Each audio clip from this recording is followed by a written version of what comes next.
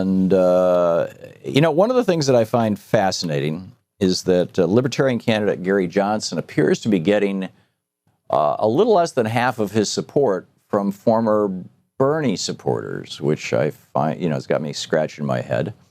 Another Libertarian who ran for president this time around got beat by Gary Johnson, but was a Libertarian candidate for president of the United States, is Austin Petersen. His Facebook page is facebook.com/producer Peterson, S-E-N, P-E-T-E-R-S-E-N. And you can tweet him at AP4LP.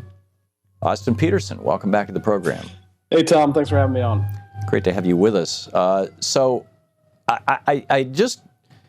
the positions, the thing that baffles me, Austin, is that the Libertarian Party has been very, very clear since from even before 1980. I think they were super clear in the 1980 platform, and they're clear in the current platform that, for example, they don't think that the government should have anything to do with public education. Close down all public elementary schools, junior high schools, and stop all funding for college.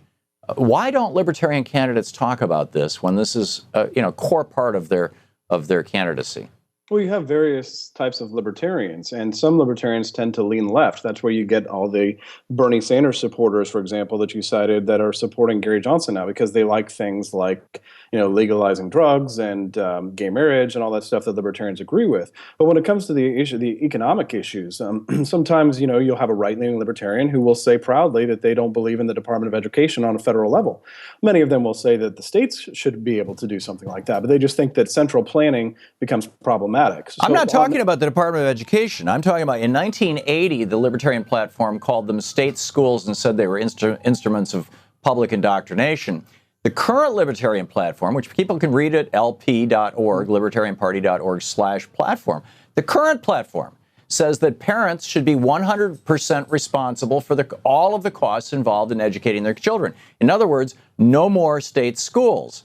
And, this is the official position of Gary Johnson. It's the official position of Bill Weld. I get it that they don't want to talk about it in public. And this is just one of many things that I'd like to go through with you. Why is it that the libertarians feel it's so important to say, well, there are some liberal libertarians, even though that's not what our party believes, that's not what our candidates believe. I don't believe that that's what you believe, Austin. Or if you do, then you're not actually a genuine libertarian. But why, it seems to me like a big con is going on. Maybe, but I think that there's a reason for skepticisms of both extremes, if you think about it, Thom, because nobody wants to live in a North Korean style state where the government controls every aspect of everything. The last thing that you want is to have a government that would be all-powerful, that would be totalitarian, and would force all students to go to public schools. And if they were an indoctrination, then I think you would oppose that. Right, so you're now speaking libertarian speak. These are public schools. Let me read from the current Libertarian Party platform. Education is best provided by the free market, recognizing that the education of children is a parental responsibility, not a government responsibility. We would restore authority to parents to determine the education of their children without interference from government. Parents should have the control of and responsibility for all funds expended for their children's education. This is K through 12 and college as well. All fun. That's completely unambiguous. Why is it that nobody is talking about this? Well, I think people are talking about it, but education tends to be one of the secondary or tertiary issues that occur in the debate. Right now, we're talking about Hillary Clinton's health and all the gossipy stuff. But yes, I love that you've narrowed it down and drilled down to what is the there's a bunch of issues like this. I think this is one of them. You also, can I ask, libertarians Thom, also. Go ahead. I want to get in your head, Thom, because we've known each other for years, we've sparred and debated for years, but I want to know, is there any skepticism on your level for government? Do you have any skepticism whatsoever for the ability of government or central planning to accomplish the goals that central planners dream for us? Is there anything in your heart that is sometimes you think should not be within the sphere of government? Is there anything at all, or does government have? Yes, of course I do, Austin, but I'm interviewing you, you're not interviewing me. If you get your own talk show, you're welcome to call me up and I'll come on your program. I want to know. I want to talk about the libertarian perspective on this variety of issues. For example, doing away with all government health care. This is also part of the current libertarian platform. We favor a free market health care system. People should be free to purchase their own health care. No more Medicare, no more Medicaid, no more federal support to people who are sick, no more aid to women and dependent children. None of that if it involves health care, because health care should be a private responsibility. I understand that. I understand that there are libertarians who brag about that. You're one of them.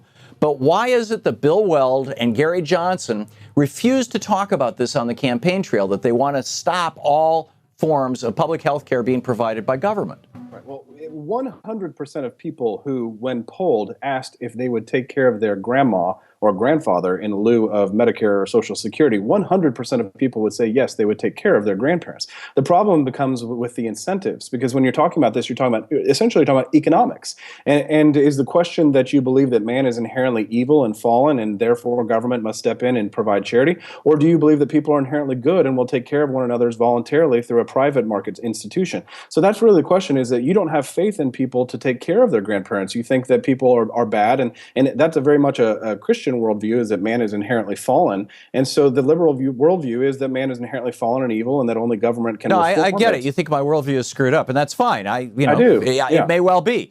But, I think it's very dark. Why is it, again, optimistic. my question, why is it that when Gary Johnson goes on TV, he doesn't say, we want to end Medicare?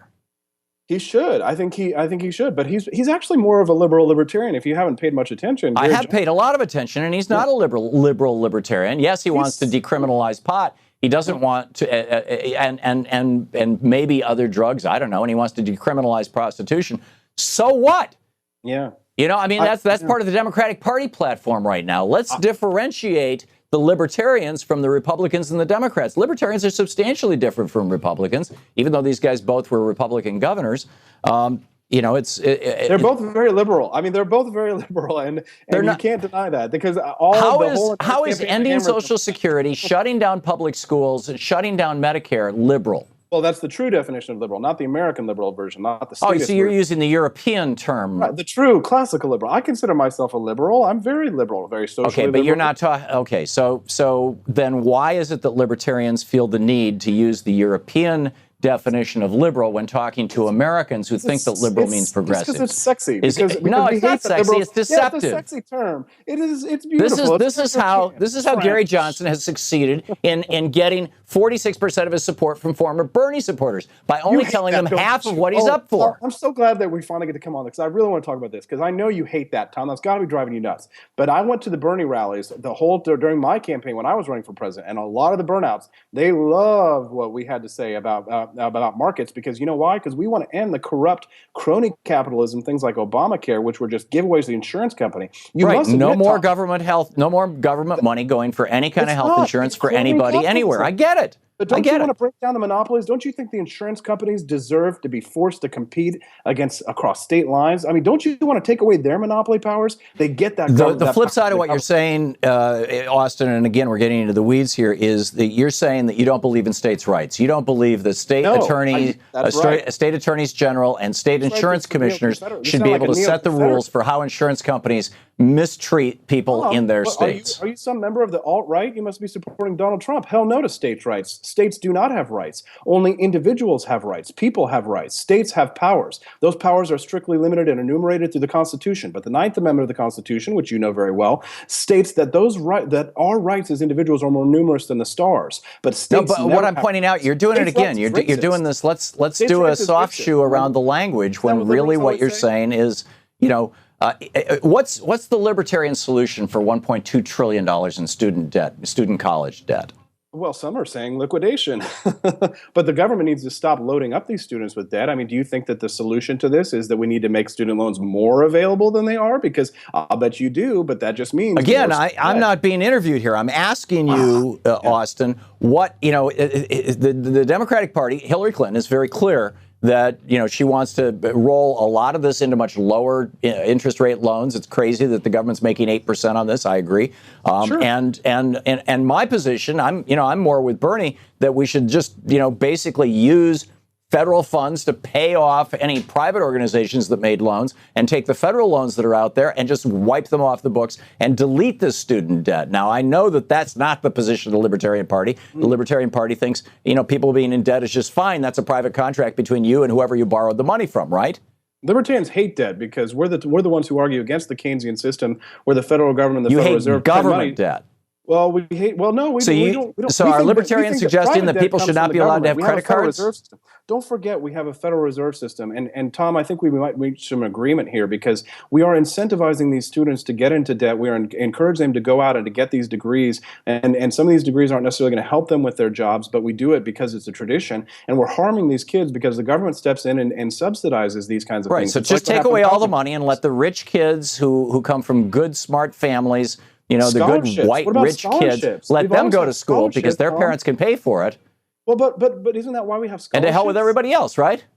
What about scholarships, Tom? You're not addressing that. We do have. Oh yeah, that's right. I forgot. We've got to depend on rich people and foundations that they set up to help out the poor people. Rich right? liberals do that. There's a lot of Democrats getting scholarships for being Democrats. Tom, now come on. Okay, no, I get it. If that's your solution to the fact that a lot of Americans and a lot of young people can't afford to go to college. The libertarian solution is go find a rich person or a foundation from a rich person to pay for your college. I get it.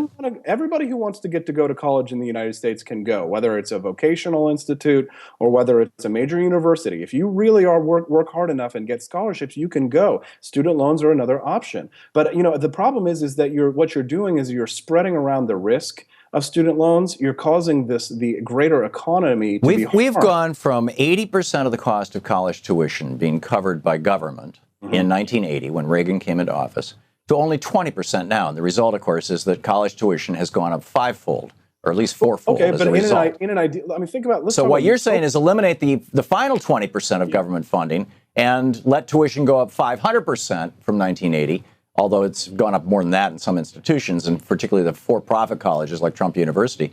And, let people find the money from some rich guy, right? Well, libertarians believe that the free market inherently has a downward pressure on prices. So we believe that it's the intervention of the government into the marketplace that's causing the cost of college to go up. Then why was it the college used to be free in the United States? Why did Abraham Lincoln create 56 land-grant colleges that were completely free all across the United States right up until the 1930s? We're functionally free until the 1960s. I can understand why he would want to do something like that, but it doesn't necessarily mean that it's going to be for the greater good. A lot of people are humanitarians with guillotines, Tom. For example, they come in and say that they want to do great good for us. Isabel Patterson, Rose Wilder Lane, the great anarchists of the early 20th century. So Thomas Jefferson and Abraham Lincoln, who both created free universities, had guillotines? Well, you know what? It's die or die, right? With Obamacare, for example, if you do not buy the insurance, you will pay the fine. Austin, we got to wrap it up. Austin Petersen, former Libertarian candidate for president. Hang on just a second, Austin. I'll give all the credentials here. Thanks a lot. This is the Thom Hartmann Program. Facebook.com/producer Peterson, SEN, and at AP4, digit 4 LP. Austin, thanks for dropping by.